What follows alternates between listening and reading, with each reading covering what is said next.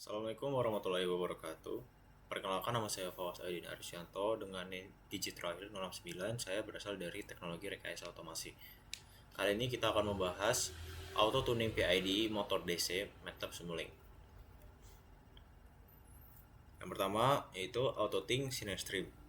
Sinestream adalah metode auto tuning dengan memberikan sinyal uji berupa gelombang sinus ke sistem dengan frekuensi yang diubah secara bertahap. Prinsip kerjanya yaitu sistem diberikan input sinusoidal. Frekuensi dinaikkan secara perlahan dari rendah ke tinggi. Respon sistem, amplitude dan fase diukur pada setiap frekuensi. Dari data tersebut diperoleh respon frekuensi Bode plot sistem. Untuk kelebihannya, yang pertama, akurasi tinggi dalam mengidentifikasi dinamika sistem. Cocok untuk sistem linear dan stabil. Noise relatif kecil karena sinyal halus. Kekurangannya, waktu tuning relatif lama. Kurang cocok untuk sistem yang berubah cepat, time varying. Untuk aplikasi umum, yaitu bisa seperti sistem industri presisi atau servomotor dan sistem mekatronika. Lanjut untuk auto tuning superposition. Metode superposition memanfaatkan prinsip superposisi, yaitu respon sistem terhadap beberapa sinyal kecil dijumlahkan untuk mendapatkan karakteristik sistem.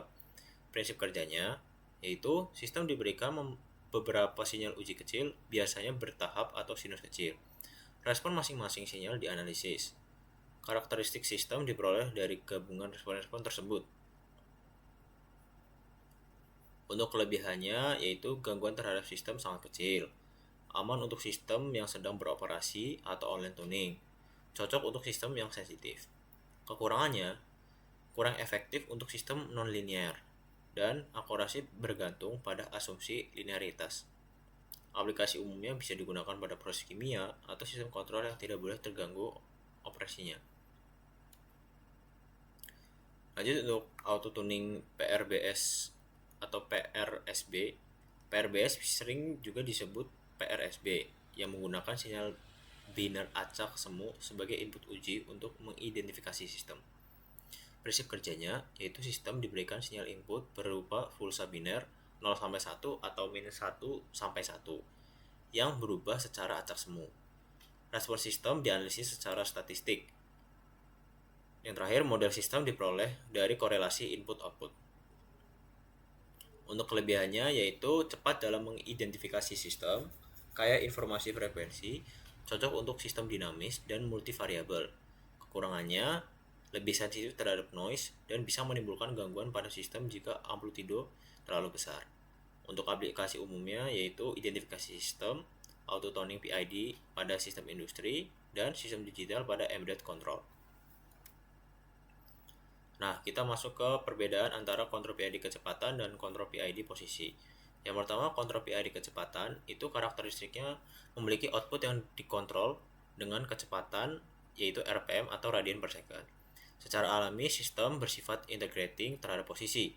Jika kecepatannya bukan sama dengan 0, maka posisi akan terus berubah. Peran kecepatan tidak memiliki kestabilan alami terhadap posisi. Ciri dinamikanya, tanpa kontrol, kecepatan dapat bertahan pada nilai tertentu, tetapi posisi akan terus bertambah atau berkurang.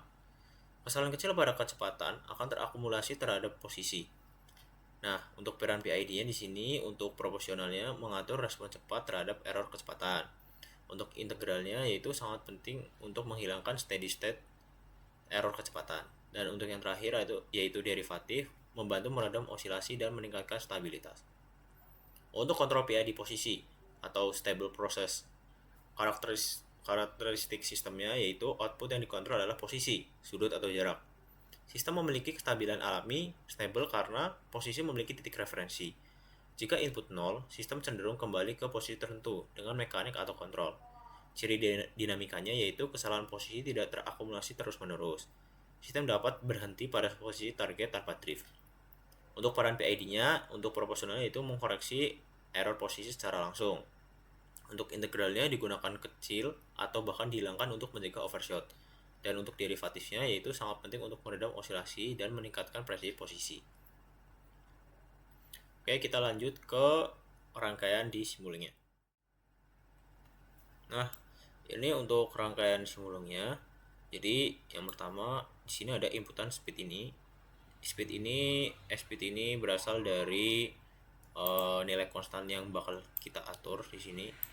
Jadi kita bisa atur nilai konstannya. Lalu dia akan masuk ke ke dalam sum terlebih dahulu. Di sini dia masuk ke blok PID atau PID controller. Bloknya tersebut akan masuk ke pin U, yaitu dari closed loop PID. Lanjut untuk dari PID ini dia bakal mengeluarkan ke outputnya, yaitu PID. Nah, dari PID ini inputan lainnya itu dapat dari closed loop ini. Closed loop dari hasil scope-nya dia bakal memasuki ke bagian Y di sini. Lalu untuk start dan stopnya kita setting konstannya itu 1, on off ya, slider switch on off. Nah di sini sisanya kita untuk bisa melihat angka-angka yang bakal keluar di sini. Kurang lebih seperti ini untuk rangkaiannya. Kita lanjut saja ke video praktikum